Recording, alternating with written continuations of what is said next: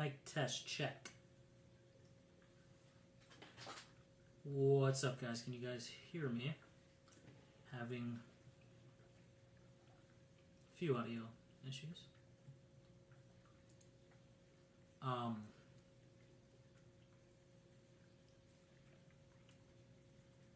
Mainly I can't hear myself, and then I'm trying to play some music. But just trying to make sure you guys have some audio there. Let me know if you have audio. What's up, Gavin? Mr. Jensen. Now I can't hear myself.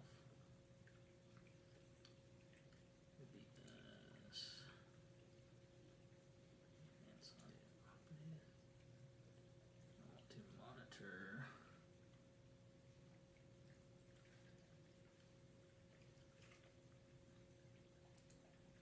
Check, check. Okay, I had the wrong mic muted the whole time. Yeah. Okay. I see your comment there. Settings.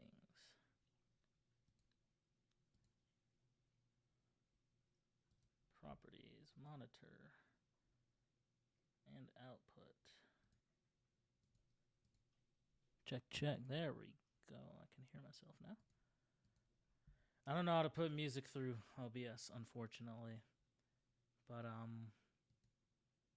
yeah. Let me know how you guys are doing. I'm just kind of chilling this afternoon, doing a little bit of photo editing, and, yeah. I've been trying to make a new YouTube video, but it's been raining. Just in your left ear. Yeah, it's just in my left ear as well. Advanced audio. Why am I... Check. Ah, there we go. All right, should be coming in both ears any second now. Yeah, it's been raining, so I couldn't freaking make this YouTube video. And then I was also trying to do a screen share in OBS, but I can't freaking... Here we go, display capture. Because I kind of want to go through some photos. Gosh, so many things on my computer are locked. There we go. OBS will not be able to record your contents of your screen until it's quit. I'm not trying to quit OBS now. Oh my gosh. I really wonder how I can like share some photos now. Because I kind of don't want to stop the stream.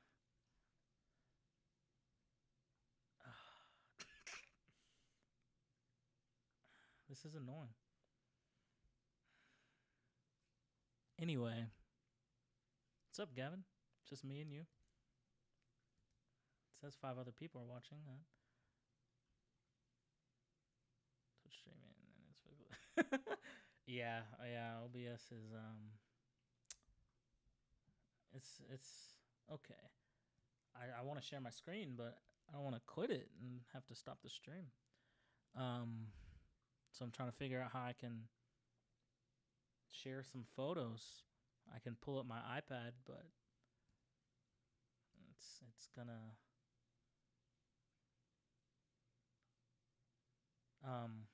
look weird. I'm reading your comments. Video when rain though. What? I don't know what you're talking about. When it sorry.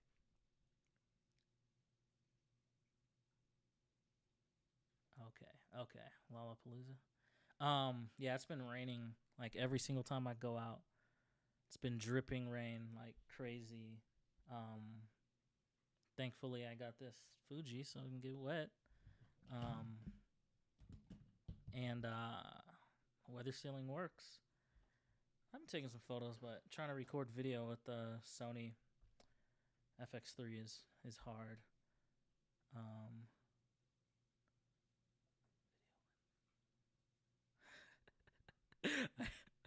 I'm not computing what you're asking. But yeah, just trying to test out streaming more, just seeing how the quality of all this looks. Yeah, I'm not getting my Sony wet in the rain. I'm all over the place right now. And then it's out of focus. Like, stop. Come on. Just been doing a lot of things. Shooting. Jeez. With my Leica here. No lens on it currently. I need to put the lens cap on. There's a roll of film in here that I have not finished yet. Mainly because every time I go out, it's gloomy outside, and I don't want to shoot. Okay, Giv. just rewrite your question. Video when no rain, how come? I don't know. You gotta like just rewrite the whole question. Cause I'm just confused, a little confused. But yeah. It's just been gloomy, and I don't really want to like waste my film with this camera. And yeah, like shooting in overcast is sucks. Especially like film, because you have to shoot at slower speeds and the pictures come out blurry. And I'm just like, we're saving photos. I'm not wasting any photos on a gloomy day and just lighting and all that. It's just not optimal. But speaking of this camera, this strap, I actually bought it from Leica. It was like $100, freaking expensive. But it's the most, like, it took a few days to like break it in, just get it out in the heat around my neck, just like constantly stressing it and whatnot. And it's just, it feels beautiful. It's so comfortable around my neck and my wrist. Highly recommend this strap though. I bought it off of B&H. It's the Leica strap. Because when I rented the M10, I rented the Leica Q, and it had this strap, and I just loved it, and I was like, I want that strap, so ended up buying it, and absolutely enjoy it. I also have this Peak Design strap. This is the one I just use on the Peak Design leash I use on my, what do you call it? Sony camera, and that's great. And then on the Fuji, I just use a little wrist strap. But right now, I actually have like this old leather strap from a film camera that I've had for years. I've used this on probably every single film camera I've owned. But it's a good strap. It's when it gets hot, like when it's warmed up, it's less stiff. But when it's cold, it's super stiff. That's the only thing that sucks about it. But it's a nice strap. Keeps the camera just comfortable, light, and whatnot. Really enjoy it. I also got this. I have a skin coming in for this camera on Thursday, which I want to like show it in the video. So I'm kind of putting the video off for that as well. But I have this thumb rest on here that kind of like kicks back right here, so you can just access the controls on the back. It doesn't fully cover it, but it kind of covers this wheel back here. And I like it because I set my shutter back here opposed to up front, because when it's up front, I fiddle with it a lot. So it's nice to kind of have it blocked, so I can just set it at 250 when I'm shooting out on the streets and don't have to worry about it getting bumped and like falling kind of just out of line. But this thumb rest is beautiful. Got it off of Amazon. It's called the LM X100V, and like it's sturdy. That like hinge doesn't just like flap back and forth, and it feels amazing. The hook for my thumb right there it's just perfect. Doesn't make the camera feel like too much bigger and whatnot. But really enjoy it. And then I also bought a warming filter. It's not on here right now. This is the moment. And I actually, when I first bought this, I don't know why, but I bought the wrong size filter. That's why it looks like a little bigger than it should. So I had to adapt it. It's just one size too big, I believe. This is 49, and then the filter is a 58. So it's like two sizes too big. But yeah, I bought a warming filter and then just a regular UV filter. But using a warming filter on this camera with flash on the streets is Beautiful. I sound low. Bert. Sorry, Bert. All right. Let me know how that audio is, Bert. Yeah, let me know how that audio is, Bert. I kind of just want to like show gear now. But yeah, using this is why I want to show you guys my photos. With the flash. I posted a photo on Instagram that I took with the warming filter and then the TTL flash on here. Looks, all right, audio sounding good. Looks freaking amazing. And then just like a preset I'm using in Lightroom, it just makes the photo look like film. Like, it just looks like Portra 800 shot, you know, in the evening with flash. It looks amazing. What's up, David? David Sanchez. Audio sounds good. That's great. I wish I can throw some background music in there. But, I mean, to give you guys, since you're here, a little teaser, if my face will just beautifully stay in focus. Let me see. Make sure autofocus is on. Of course, the display doesn't want to work right. All right. Yeah, so the video I'm actually trying to put out is about this camera and the XE4, which I have right here. I just dropped the, whatever you call it, thumb rest. But yeah, the Fuji XE4 and the X100V. I see my camera like focusing back there for some reason. But just kind of talking about which camera is kind of just like best for you if you want to like explore and shoot Fuji stuff. Okay, trying to put touch focus on my face so the camera, I don't know why it's focusing over there so much. That's really weird. But talking about just these two cameras and what I like. So if you've watched this channel, you know that I'm like indecisive when it comes to digital cameras. With film, I know what I want. My Leica M6, like, yeah, the interchangeable is nice. But yeah, film, I'm not indecisive. Like, I love my 35mm, like M6, like I'm cool. I bought the Fuji Xe4 mainly because the interchangeable lens.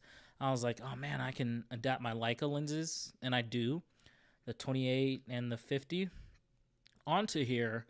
It's just, the camera just doesn't feel right in my hands. It's just a little smaller than the V. I bought this little thumb rest off of Amazon, and it does help. And I'm curious to if I have the front grip on there, how much better it will feel. But it's just the way some of the back buttons feel. They feel a little like too flush to the camera, so it's kind of hard to tell like if I'm even touching the button. And then just some of the buttons, like the quick menu button is very tiny. Mute my phone here. The quick menu button is very tiny, and then the viewfinder is a little small. I don't want to give it all away here, because, sorry, hearing myself talk, I'm like slipping over my words a little, because I want to do video on it. But it's a freaking amazing camera. Like, the quality is just the same as the X100V. And, like, just shooting it when I was renting the M10, shooting this next to the M10, I was just enjoying the photos I was getting out of the Fuji camera much more. I love just the grain and stuff you can add in camera, and just the sharpness and everything. I was just like, this is beautiful. And being able to obviously focus closer on a, you know, non-rangefinder lens, I absolutely freaking love it. But if you guys are just joining the stream, let me know if you have any questions, Q&A, kind of just chilling and whatnot, showing some gear, playing around and whatnot. I wish I can show you my freaking Sony here, but obviously if I don't have my little mirror in here, I could hold up the mirror and show you guys. I left my black magic in my car that I do not want to go get. Another thing, this is just this is turning into like a what's in my bag gear that's in my backpack for making videos. I have this, I can't remember the name of this lens. Helios 4.4, that vintage Russian prime lens. Stop focusing over there. I wish it would fall in focus here for you guys. Like, it's getting to me. Let me see if that helps. Okay. Bam, focus. There we go. Helios 4.4, have a 67 millimeter adapter to it, and then I can adapt it onto the Sony here. This lens is freaking amazing. 50 millimeters. The bokeh on this thing is just nasty. It shifts. I'll talk about the GR3 in a second. The bokeh, like, and the sides of the frame, like, shifts as you kind of like pan the camera and stuff. Absolutely freaking amazing. Solid lens, very sharp.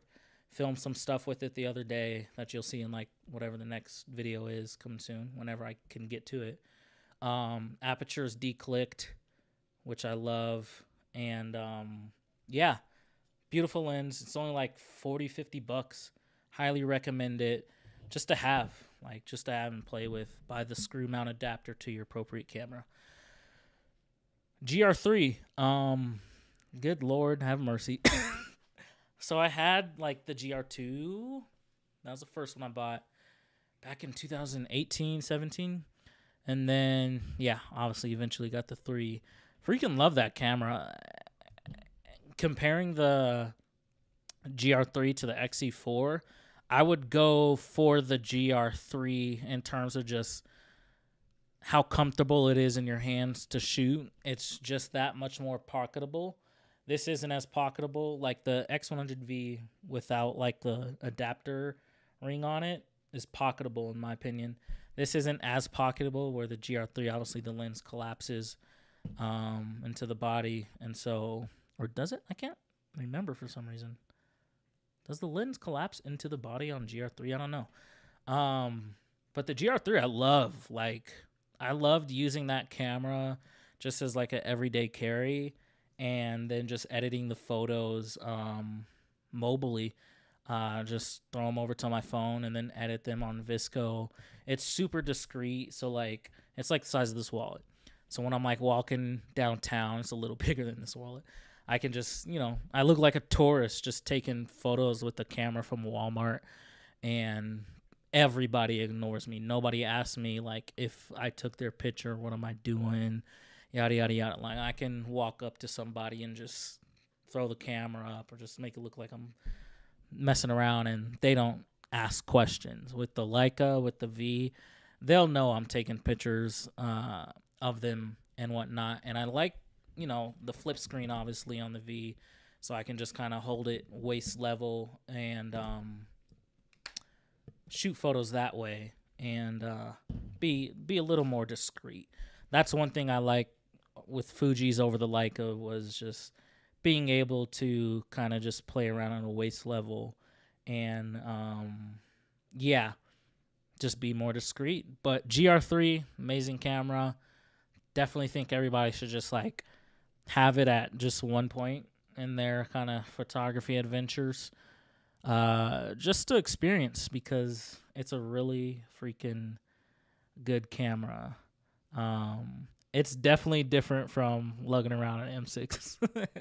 Like, the M6 sometimes is like heavy, and it's not real. Like, I don't have, my lenses are in my backpack. I don't want them to fall on the ground here.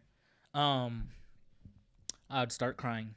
Yeah, it's definitely just smaller, more discreet, and whatnot. But the M6 in itself is just like a M's, or just film.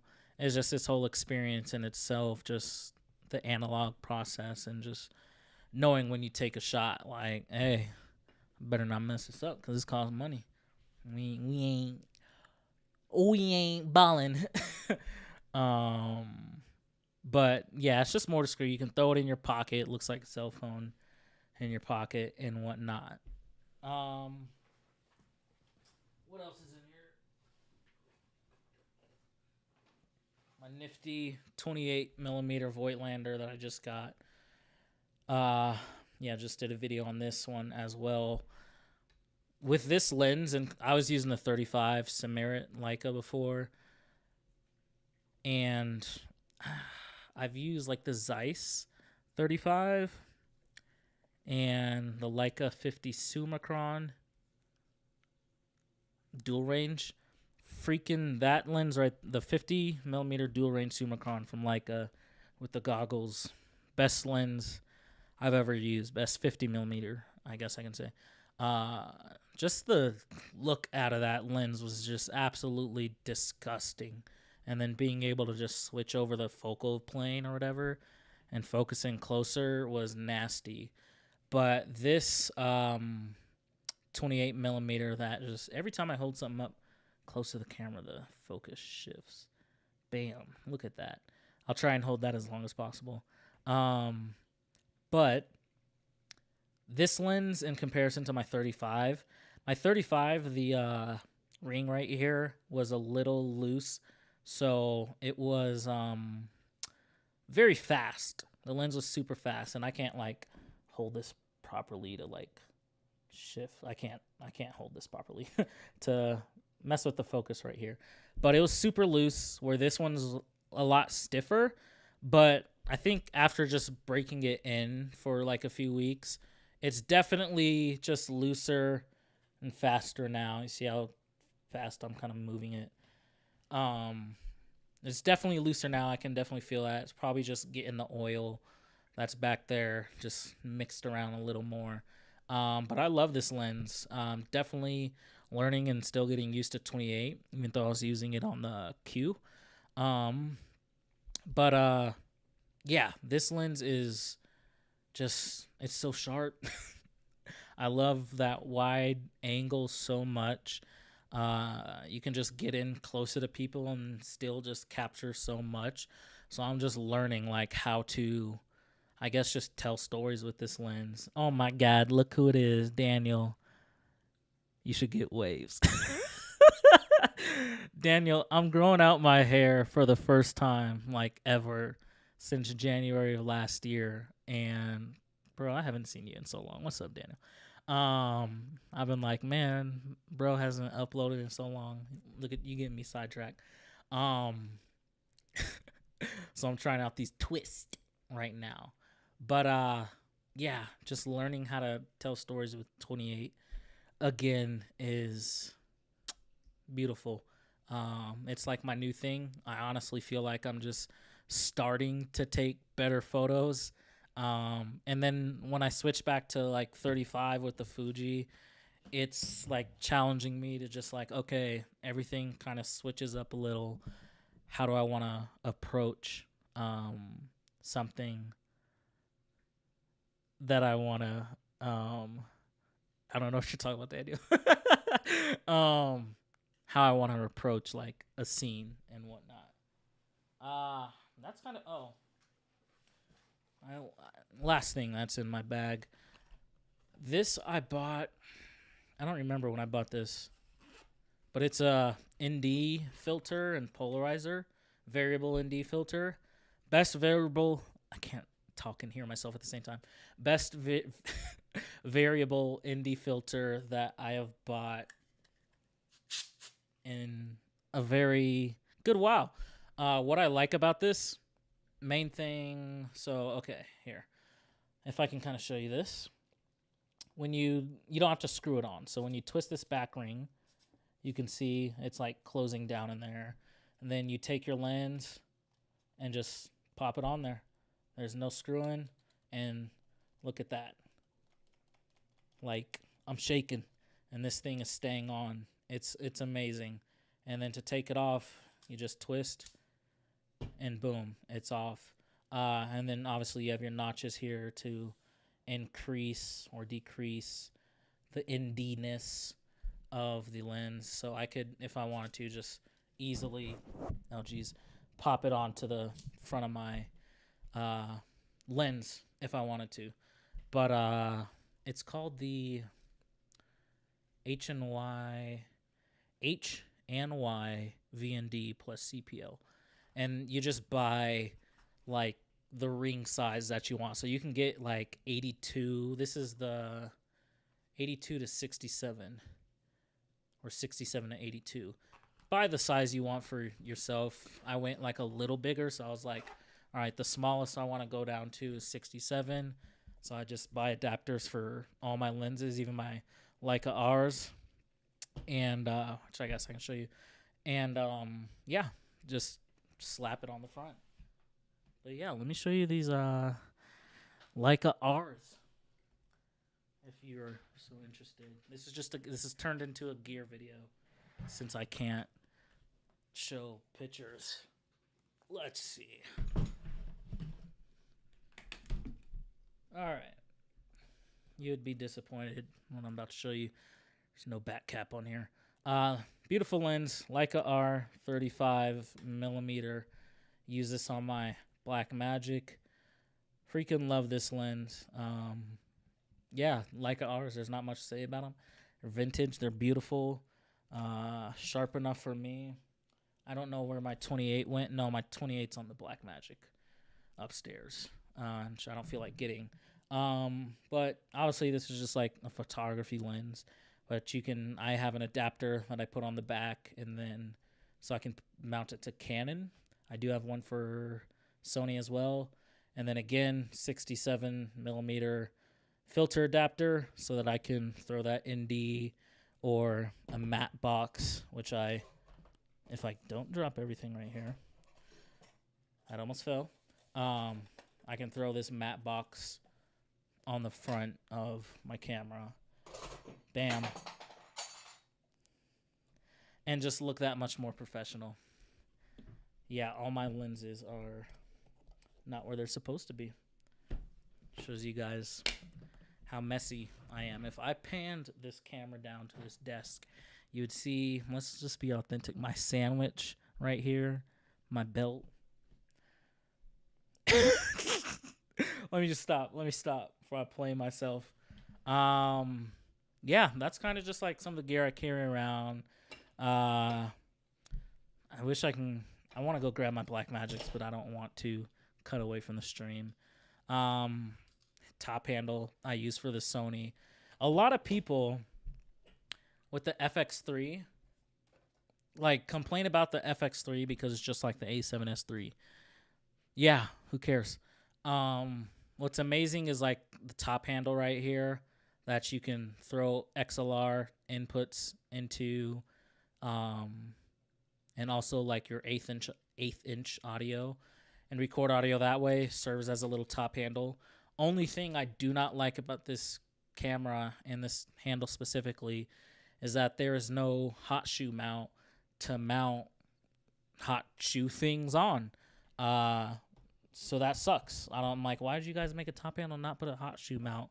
But it has like screws on here, so you can screw a hot shoe mount onto the thing if you want. But like strapping a monitor and everything, the handle becomes like unholdable. So that's why I have this small rig that I can just put on top of the FX3. Has all these like cheese plate holes, whatever you call them, screw holes. And yeah, I can just throw whatever I want. It even has multiple hot shoe mounts onto this top handle, monitor, audio accessories, and all. But yeah, what else do you guys want to see? What's up? Daniel, how have you been? Mr. Certain Exposures. Yeah, man. Like you were doing that, like it wasn't a drum scan. That developing tank thing where you could rotate the film canister, like automatically. It automatically agitate your film for you, and that was like the coolest thing. I was just like, man, I wish I could have something like that. Honestly, I just wish I could have something that would develop my film for me. That'd be pretty rad. But yeah, a lot going on in life right now, just transitioning and figuring things out with what I want to do with this YouTube channel. Like, first of all, like, thank every single one of you guys for subscribing to the channel. Absolutely appreciate it. Like, I started YouTube a long time ago. I have 2 channels. My other channel was just like when YouTube first released, and I was just confused about life. I wasn't confused. I was just goofy, just doing dumb, goofy stuff on the internet, like everybody was when YouTube first started, and just being one of those like copy the trend type people. Yeah, that was when YouTube first started, and then I started this channel a long time ago, but I just wasn't consistent with it up until last year, end of 2019 into 2020 and stuff. That's when I started getting a lot more consistent with it, and just watching it grow, watching like Instagram and stuff grow, and just like meeting people. That was golden age of YouTube. Meeting people like Vincent Perry and like just everybody in his Discord community, and just meeting all like types of different black YouTubers and stuff, and just like building a community with them. I'm just like, oh snap, this is fun. And then like talking to the people like in chats and whatnot, or just like offline, it's just like, man, these are real people like watching stuff. And then like those of you who will like reach out or send a message on Instagram, I'm like, oh snap, like this is cool. People that like say they bought something because I did a video on it, or like want to buy something, like that's super cool.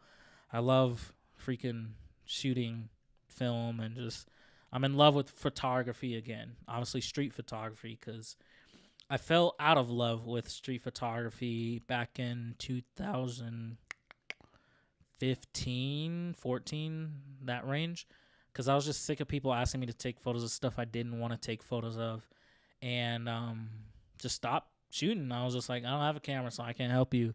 I only do video stuff now. And then just stumbled upon film. My first roll of film I shot, I don't know if I've ever said this in a video, but my first roll of film I ever shot, it was like my cousin came over, I think an uncle passed, or grandpa, and she just had all his film cameras and was like, hey Eddie, do you want these? You mess with cameras. I was like, oh cool, vintage cameras. Found one of them that worked, and like my brother-in-law knew what film was, how to shoot film. I had no clue what the stuff was, how it works. And so I put the roll in the camera, proper way, I guess, shot an entire roll, and then proceeded to just open up the back of the camera and just like pull the roll out and just hold it up to the light. Like, I can't see the photos. How does this work? And then like my brother, once he realized what I was doing, he like ran over and like shut the camera, but the photos were gone at that point. And I think I still developed the photos, like expecting something to be there. But yeah, I had no clue. This was 2016 leading into 17. I had no clue like what film was. I don't think I knew what the Leica was yet. I got on the Leica because a behind the scenes a filmmaker was shooting behind the scenes photo, and I just love the way his black and white pictures look. I was like, what type of, like, how do you make your photos look like that? Like all old and grainy, like what the heck is that? And then discovering film and everything, I was just like, oh, he's shooting film. Oh, he's shooting something called the Leica. And history from there. Found out what the M6 was. I started off with the M2, and when I bought my first M6, I paid $900 for it from a guy in Fort Collins, Colorado. He was getting rid of it was a classic M6 black, and $900. And I had that camera for a couple years, and then accidentally broke it. The frame counter, I got it CLA'd multiple times, but the frame counter started going off. So like I, put a new roll of film in there, and the frame counter would be like way behind 0. And so I'm just like, that's not right. That's kind of weird. And so I just looked up online like how to fix it, and basically screwed up the camera and ended up just selling it. Didn't have a Leica for a couple months, and then bought another M6 and paid $2,100 for M6. Initially paid $800. That, yeah, just dumb. I hate how these prices go up, but I between that time I had multiple like M4s, M3, the regular, and then the double stroke and all that. My brother's a fan of the M5. I'm not a fan of the M5. I mean, but I'll use it.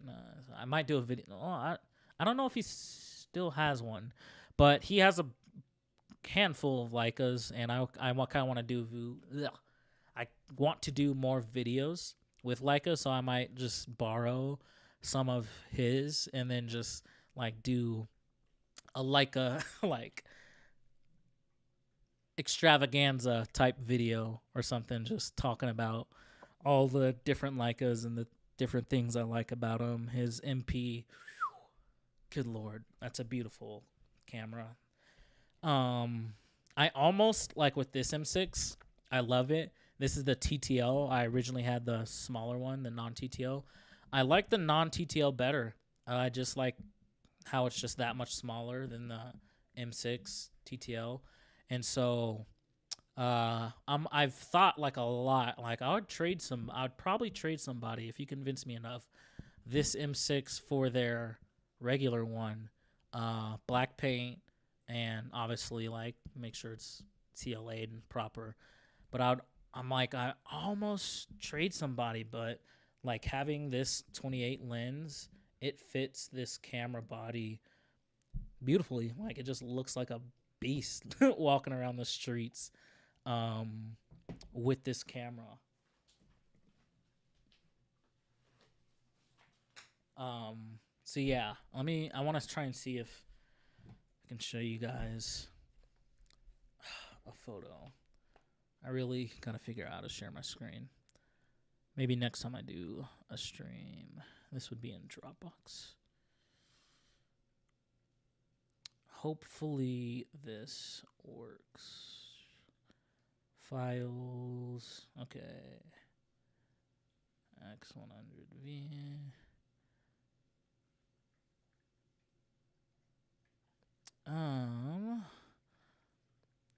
Hopefully this works. We'll see.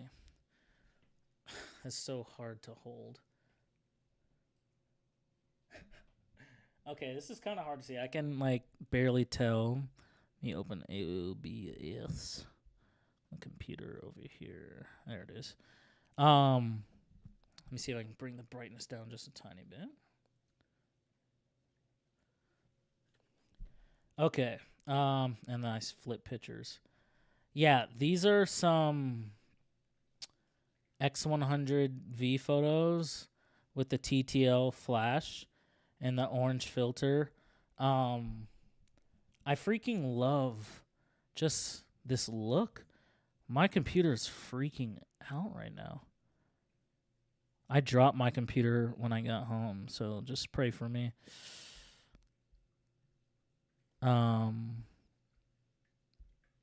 I really hope nothing's wrong with it, because I just got this thing.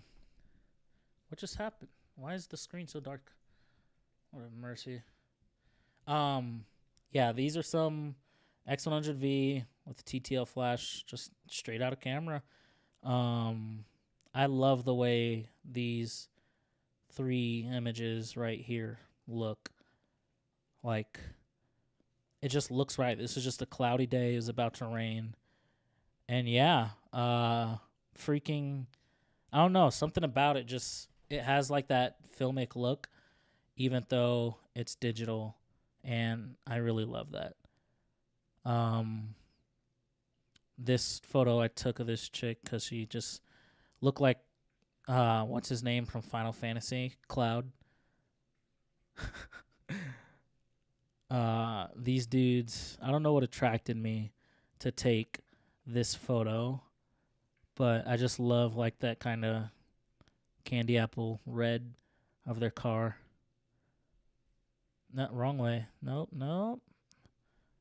There we go. This photo I don't really like. Messed up. This kid in this Darth Vader, just this brightness. Darth Vader kind of outfit. Him and his dad coming from Target. Come on. We like focus. Yeah, there we go. This photo, I just like the way it looks. There goes the stupid screen again. I guess I just gotta leave it a little too bright. I took this. This is straight out of camera. Just using like the little mocha. Oh my gosh, preset that I made for Fuji, and I just really like the way the color looks. This is just a random wedding going on downtown. Nothing special here. This photo, I really wanted this to like work out. Why is it getting darker? Sorry, this is like killing me right now.